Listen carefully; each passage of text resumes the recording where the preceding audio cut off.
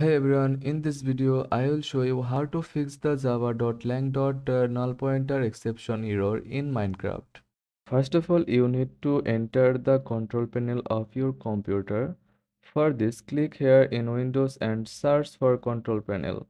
Then here you can see there is an option called Java. Click on it, then a pop-up point will appear here. You can see that there is an option called Update. Click here. Then click on the Update Now option. Then an automatic update will happen. Make sure you have an internet connection. Then you can see another option called Programs and Features. Click on it, then find your Java application here.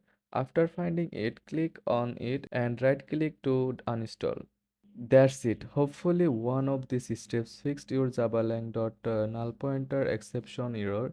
If not, you can always check the Minecraft forums for more help. Thanks for watching and happy gaming.